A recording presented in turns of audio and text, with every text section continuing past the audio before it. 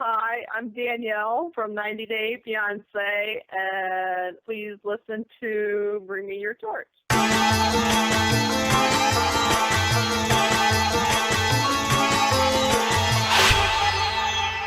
Welcome to another episode of Bring Me Your Torch. I'm Jesse. And I'm Elaine.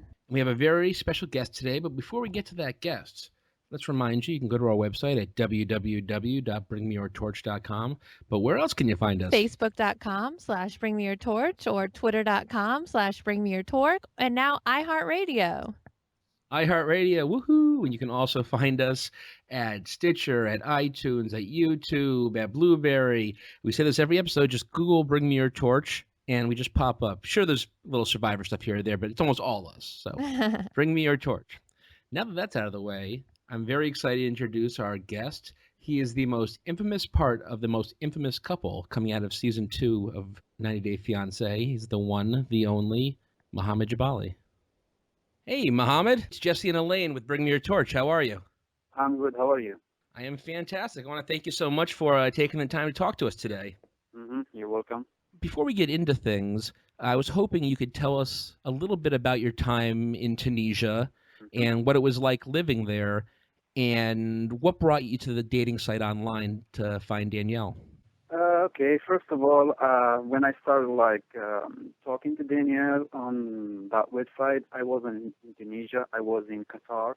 It's a different country. It's in the Middle East, but I am not from the Middle East. I'm from North Africa. So before, when I was in Tunisia, I was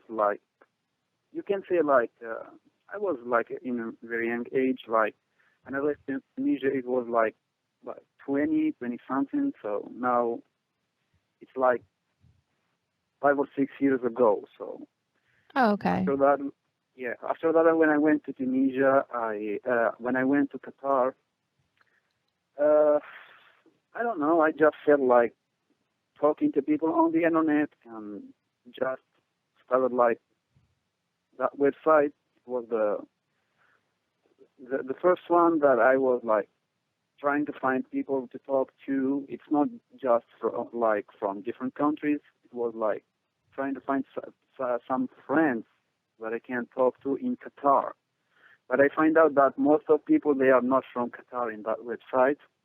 And after some time, I started talking to Danielle. Here we felt just comfortable to talk to each other. That's it. Oh, okay. Yeah, that makes a lot of sense, though. I mean, it seems like life there, though, was pretty nice, and kind of giving it up for the U.S. was a little bit difficult. How are you enjoying life in the U.S. now? It's not easy for me, because there is many things different that I'm not used to, and also staying very long time without a job, and which is something that I don't like. I'm not used to be without a job, not working all this long time, so it's a little bit difficult for me. Well, we've heard a lot about you getting a job, and maybe as a potential, a truck driving or something like that, with now that you finally have your green card. Are you planning on staying local, or were you kind of wanting to travel around? To be honest, truck driving is it's only an option for me. It's not that it's not the thing that I'm looking for. Yeah. Yeah.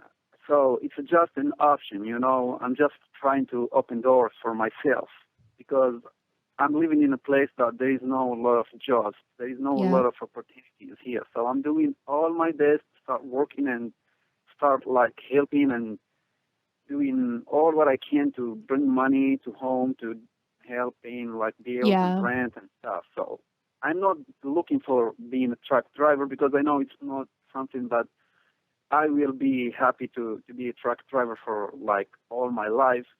It's just an option, like I said. And a lot of times you take one job, and that can open doors to the next job, and you can finally get to where you want to be by just hard work and putting in your time. Yeah, that's right. And one of the most things which is I didn't like here in the States, whenever you go to find a job, they will ask you for a working history, and they will ask for at least for no less than 2 years. Yeah. But what if somebody is new in the States and they never worked in the States? When I say, oh, I have working history, but it's not in the States, they don't even like look at that, and they will say, oh no, you don't have. Whenever you have like at least 2 years working history, you can call us again. So it's really difficult. I bet. You can always get online and do some translations. Oh, it's not about translations. They need to see your working history here in the States. They need some like phone numbers to call your previous supervisors and managers and that kind of stuff. Check out Oh, your backgrounds and that. Yeah. too bad they hmm can't call TLC. Oh yeah. We spoke to Danielle a little bit about this, and it's not the most pleasant topic, so forgive me. But I know there was some tension in the house between you and Corey a few months ago, and we really just wanted to see how the current status of the house is. How is your relationship with all of Danielle's kids? Have you really smoothed things out, or is there still some problems in the air? Yeah, that was like I don't know how to say it, but maybe it's a misunderstanding or something happened before between me and him, because maybe he's not used to see someone arguing with his mom or something like that. But it's done by that time. You know, when we went to the courthouse, and after that everything is done. We did not even talk about it anymore. He comes home here, and we go places together, like as a family, me and Daniel and the kids, and sometimes he goes with us, like Corey and his girlfriend, and we have no problem. That's good to hear. It's Yeah, always good to have a nice strong family with whether it's yeah, your kids or past kids. It's important to any relationship. yeah. There is no problem between me and him. Do you think you'll ever want kids of your own? I know we asked Danielle that question and she said maybe. I'm not thinking about that right now. You know, life is too hard for me, and I am the kind of person I will never think about kids as long as I am struggling and I don't have a good job. I cannot afford a good life for my kids. So Well, I, that's a really yeah, good way to look at things Yeah. because there are a lot of people out there who have kids that they can't afford. So the fact that you don't want to think about that until you're at a spot where you're more financially secure, I really admire that. yeah, no, I cannot do that. That's not the right thing to do for me. Well, I definitely commend you for that. And I also know it's been discussed before, but I kind of have to bring it up again.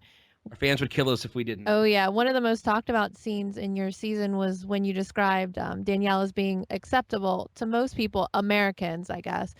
That seemed a little messed up. Why did you say that? And what did you mean when you said that she was acceptable? Because I think maybe you had a different interpretation of it. Uh, okay, I don't know how to explain it, but for me, in that time, I was trying to avoid so many questions about that matter in that time. The topic was like, I don't know, there is a lot of pressure to make me talk about something that I'm not used to talk about, Yeah. especially when it comes uh, like bringing that stuff on TV and many people will watch it. So I was trying to avoid the question, but not the question. I'm trying to avoid the subject of the conversation in that time. So maybe people they took it wrong and acceptable for me and for other people who can understand the way I talk and the meaning of what I'm trying to say, they will understand what I mean by acceptable. But for people from here, like for example from the States or like from different cultures, from different religions, from different traditions, they will don't understand it. But you know, and there is one more problem at that time. It was the language. I wasn't like I can understand English, but I I'm not used to talk that much in English, so it's very hard for me to take a conversation with somebody because I don't understand the accent, and when I try to Yeah. talk really fast, I feel like it's really hard to make people understand me because I don't find the right words to explain things and the right meaning. I cannot find the right meaning of what I'm trying to say. You think Danielle's beautiful. That's what you're trying to say. Everybody is beautiful for me in this life. The most important, the person has to be beautiful from inside, not from the outside. Because as you can see, there is a lot of like, not just beautiful, very, very beautiful women, but when you look at the inside, you don't find anything. Beauty is only skin deep, and Yeah. having someone who's beautiful on the inside is the most important thing. 'Cause, it looks fade, but being who you are is forever. Yeah, and as my opinion, nobody made himself or like herself. So we cannot judge someone for something he never did. Exactly. Yeah. Well, we discussed with Danielle that the internet can be a crazy place, and there have been there were lots of rumors going around about you with these other women, and even your recent trip to Tunisia. Do you want to set the record straight and on exactly what everybody was talking about? I don't know. She's the one who's dealing with all the stuff on the internet. I'm not even like reading or sometimes I hear the thing from Danielle. She comes to me and she tells me, oh, somebody told about you, somebody saying about you, somebody is posting pictures and stuff. And I don't even know what's the problem. Maybe because I was in TV, that's what some people when they start like sending me messages and saying like nasty things, and I try to stop them, they will like tell me, "Oh, you was in TV and you put yourself in TV, so everybody has the right to talk to you, no matter what is the subject, no matter what they are saying." So I don't know how they can think that way. People are pretty was mean on TV. the internet. Yes, I was in TV, but I'm still a person. I'm still a human being. I still have a life. So I don't know. Yeah. It's very easy to forget for some people that they think that you're on TV, and that means they can just be as mean and nasty to you as they want to be. I mean, I'll admit we joked around the first couple episodes that we saw, but then we got to know you guys a little better, and we thought, that's not cool because we wouldn't like that if people did that to us. I don't know. It's really weird for me. I'm not used to be in this situation. It's completely different. It seems like you're somewhat of a minor celebrity. So when you're out in Sandusky, Ohio, do you get recognized on the streets? Oh yeah, I do sometimes. Yeah. And is that a positive reaction from fans or a negative, or how do they treat you as someone? Do they treat you like the people on the internet do, or are they nice? Oh no. Since the TV show was on TV and people they started knowing about me, till today I never met anybody who is mean to me. Everybody is nice when it comes like face to face. When it's online or like people they have like maybe double faces or something like that. Oh man. I don't know. When you can see what they look like and see who they are, of course they're very nice to you. It's only when they can hide behind the computer that they're really mean to you, right? Oh yeah. Yeah, absolutely true. Yeah. Well, speaking of some of those fans, we didn't want to have all the fun ourselves, so we asked some of our Twitter followers if they would want to send in some questions that they could ask you. So one of our Twitter followers wanted to know, during the whole process, was there ever a time that you thought it wasn't going to work out and that you would just have to go back home to Tunisia, or was that never a thought that crossed your mind? Oh yeah, it happened many times. We did like so many arguments, and it's not just about the process of the visa, and it's depending on like every day is different. Sometimes we start arguing and we decide to divorce and we stop everything and I go back to my country. But after some time, when everybody sit like by himself or herself and start thinking, we start like being positive again. So yeah, it's just like a normal couple. Well, another follower asked, since you guys were the breakout couple from season 2, will we ever see you and Danielle have your own show, potentially? I don't know. I don't know. Some people, they are like texting me about being in TV again and asking me, oh, if you want to be in TV and you have your own show, we can help you for that, and we can afford that for you. And some other people, they are texting me and telling me, oh, we know TLC will be interested about like giving you your own show, but I have more important things in my life to think about right now. I need to start working, to have a job, to be like, to improve my life, to many other things that I'm thinking about right now. So if anything comes from TV, I will like sit down by myself and study it. If it's something good and it's going to help me in my life, I will accept it. But if it's going to be seem like the other show that I did and bring me so many like problems and many negative things, I will refuse. Do you regret doing the show? I never did regret anything in my life. Yeah. I always accept things like it is. If it's good, I will be happy and I will accept it. If it's something bad or negative, I will learn from it. And that's how I live. That's how I think about this life. Well, I guess the way I should true. have phrased it was knowing what you know now about the show and kind of that what came about from it. Would you do it again? Or would you tell others not to go on the show and to not do it? Oh no, I would never say to anybody don't go to like a TV show or something. I will recommend to be in TV, but I will like give some advices. Don't do it this way. You can't do it like better than me. I will give to people some advices to do it better than me. Yeah. But being in the show, it's not something bad. But the way how to be in the show, it's how it matters. Definitely. And so why do you think people became so obsessed with you and Danielle? I don't know. Some people they are like thinking about the age difference between me and her, and the others just maybe trying to have fun, like sending me like negative messages and posting like bad things on me on the internet. And there is other people they are doing it in purpose. It depends on the person. There is even other people from like the other couples from the 90 Day Fiancé TV show who they are like trying to I don't know, spread like rumors and lies about me for I don't know. They have their own reasons, but it's not right to do it that way.